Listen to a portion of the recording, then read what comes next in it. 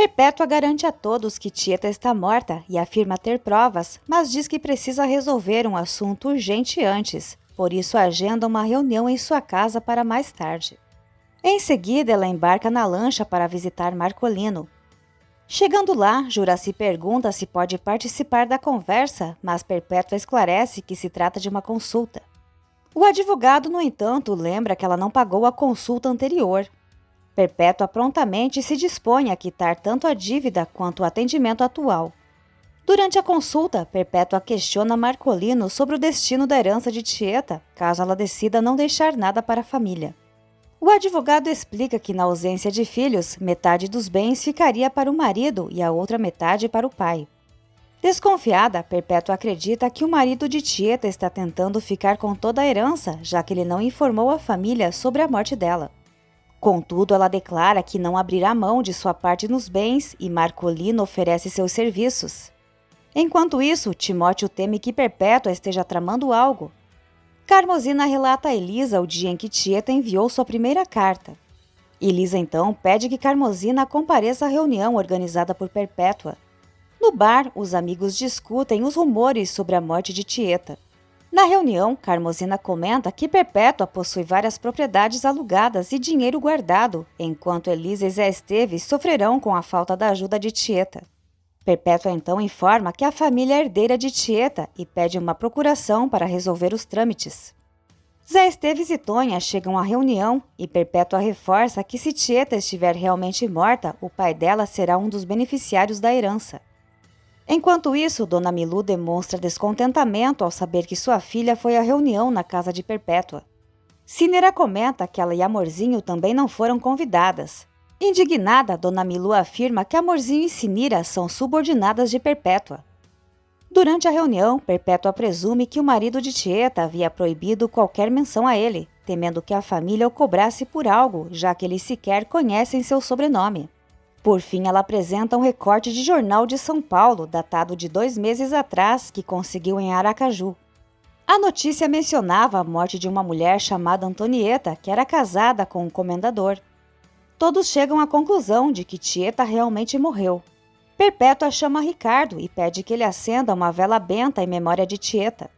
Ricardo se sente profundamente abalado com a notícia da morte da tia e Tonha tenta consolá-lo. Carmosina, por outro lado, desconfia das afirmações de Perpétua sobre a herança, pois nunca ouviu falar de irmãos como herdeiros. Dona Milu opina que talvez Elisa consiga receber algum dinheiro. Enquanto isso, Perpétua abraça sua misteriosa caixa com intensidade. O padre aceita rezar uma missa pela alma de Tieta com a condição de que Perpétua ajude a organizar uma quermesse para arrecadar fundos para comprar um turíbulo. Ela também pede a Ascânio que decrete feriado municipal para que todos possam participar da cerimônia. A cidade inteira começa a comentar sobre a missa em homenagem a Tieta. O coronel confessa a Trapizomba que ainda sonha com Tieta e marca a primeira aula de Imaculada para o dia seguinte. Carmosina sente tristeza pela morte de Tieta, enquanto Tonha questiona Zé Esteves sobre o que farão para sobreviver enquanto a herança não for resolvida. Ele responde que quanto a Tonha não sabe, mas ele pretende continuar tomando sopa de capim. Zé Esteves avisa que se Tonha espera que ele também morra para ficar com seu dinheiro, está enganada, pois ele ainda pretende assistir ao enterro de todos. Na igreja, Amorzinho critica o excesso de flores comprados por Perpétua para a missa e Carmosina sugere que é por causa da herança. Amorzinho, porém, questiona se Perpétua realmente vai receber esse dinheiro. Perpétua planeja viajar com Marcolino até um cartório na Bahia para assinar uma procuração, permitindo que o advogado cuide dos assuntos relacionados à herança. Bafo de Bode observa a movimentação da cidade rumo à missa de Tieta e comenta que todos são hipócritas, pois expulsaram Tieta da cidade no passado. Perpétua tenta impedir as mulheres da Casa da Luz Vermelha de participarem da missa, mas o padre lembra que a igreja é sua responsabilidade e permite que elas entrem. Enquanto a comunidade reza pela alma de Tieta, ela chega à cidade de carro, usando o mesmo lenço que tinha ao partir. Ao sair do veículo, reclama das condições das estradas para Leonora. Em seguida, Tieta estica as costas e empina o traseiro, chamando a atenção de Bafo de Bode, que faz um elogio engraçado, arrancando risos dela. Leonora e Tieta estranham o silêncio da cidade e Bafo de Bode explica que todos estão no velório da filha de Zé Esteves. Confusa, Tieta pergunta se Perpétua morreu, mas ele esclarece que foi a outra filha. Imaginando que se trata de Elisa, Tieta corre desesperada para a igreja, determinada a ver o corpo da irmã.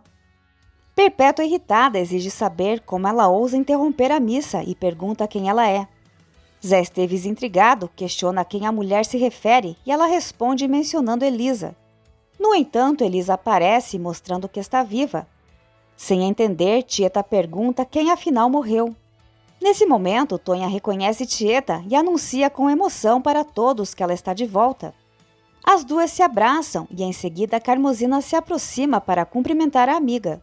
Ao notar que o pai ainda carrega o mesmo cajado de sempre, Tieta solta uma gargalhada.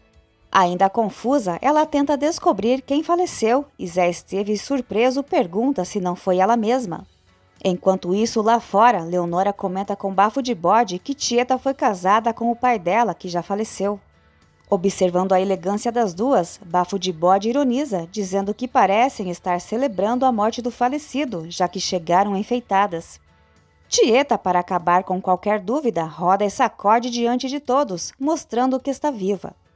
O padre, porém, a repreende por ter entrado de calça comprida na igreja. Já do lado de fora, Tieta apresenta Leonora aos presentes, explicando que o marido teve filhas de um casamento anterior. Perpétua, interesseira, pergunta se Tieta cuida das herdeiras e ela responde que as considera como suas próprias filhas. Rapidamente, Perpétua insiste em hospedar Tieta em sua casa.